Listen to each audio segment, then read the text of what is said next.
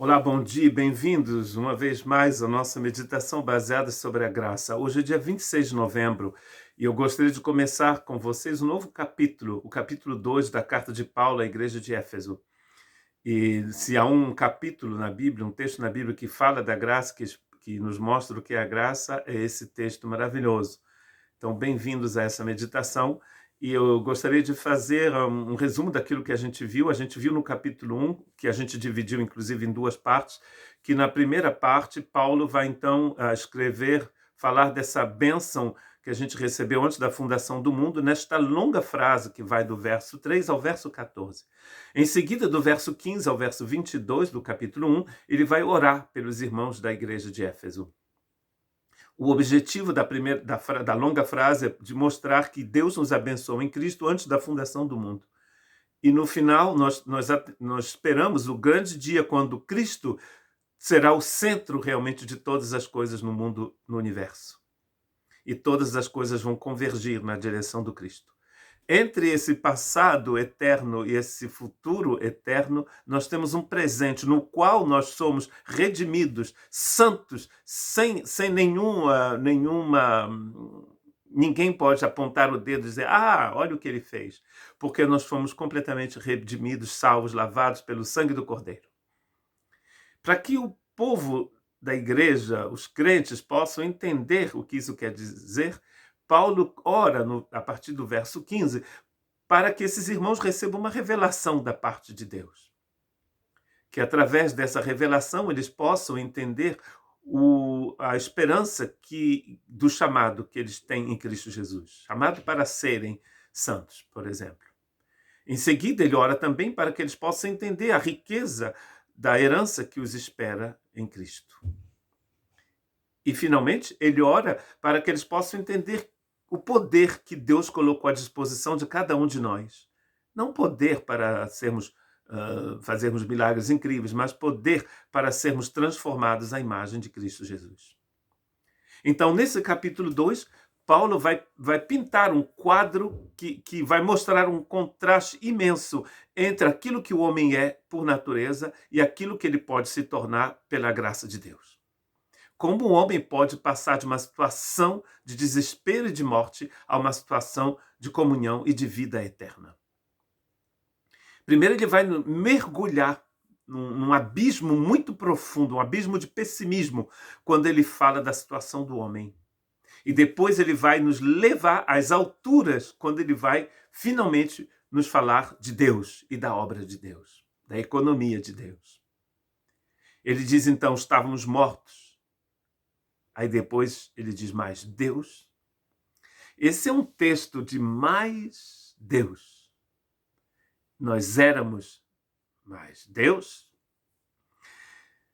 Então a gente vai do desespero até a fé, da morte para a vida. Paulo vai nos mostrar também o lugar em que o pecado pode nos levar. Mas o que Deus fez para nos salvar deste lugar abominável. Deus nos tirou, neste livro está descrito que Deus nos tirou da morte para a vida, da perdição para a salvação. Ele vai também falar nesse livro dos poderes que nos mantêm em cadeias, tanto no capítulo 2 quanto no capítulo 6. Esses poderes nos mantêm nas trevas, mantêm o homem nas trevas, acorrentado. Como na Matrix, né? Você já viu a Matrix, o filme? O homem pensa que está livre, mas na verdade ele está acorrentado num lugar escuro. Ele então vai falar de como Deus nos tira do poder das trevas e nos faz assentar no reino do Filho do seu amor, nos lugares celestiais. A gente vai de um túmulo ao céu. Treva, rebelião, morte, de um lado, e do outro, reino da luz, comunhão e vida eterna. Então, que obra maravilhosa que Deus nos propõe em Cristo Jesus. O que você era naturalmente e aquilo que você pode, aquela pessoa que você vai se tornar através da graça de Deus. Quem nós somos hoje, se estamos em Cristo, nós somos graças à graça de Deus. Se Deus não fosse um Deus de graça, estaríamos ainda naquele abismo de desgraça, de desespero e de dor. É sobre isso que Efésios capítulo 2 vai nos falar. Antes de falar da maravilhosa e nova sociedade divina, a esposa do Cordeiro, a igreja, ele vai dizer, vai contar a história de cada um de nós, onde estávamos e onde Deus quer que estejamos hoje e eternamente. Fomos criados para sermos do Senhor, mas caímos. Ligue a sua TV hoje à noite, não na novela, mas no jornal, por alguns instantes, pelo menos, porque senão vai sair sangue pela sua TV, né? Alguns jornais do Brasil sai muito sangue. Em Portugal, não sei, eu não conheço tanto, também na África não. Leia o jornal e você vai ver que o mundo de hoje e o mundo de Paulo era exatamente igual. Conflitos, guerras, então, desespero, morte, assassinato, roubo, mentira, né? Porque você não precisa, para ser pecador, você não precisa matar ninguém fisicamente, mas você pode matar a pessoa no seu coração, porque Jesus diz que é a mesma coisa. Matar no coração ou matar com uma arma é a mesma coisa. Está matando da mesma forma. É isso que você é, ou que você era sem a graça de Deus.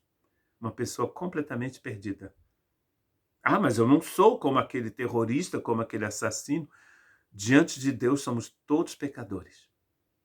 Agora fomos perdoados pela graça. Mas se você não receber a graça, diariamente, inclusive se você for cristão, você precisa dessa graça. A gente anda na graça. E antes nós estávamos num túmulo. Que Deus te abençoe.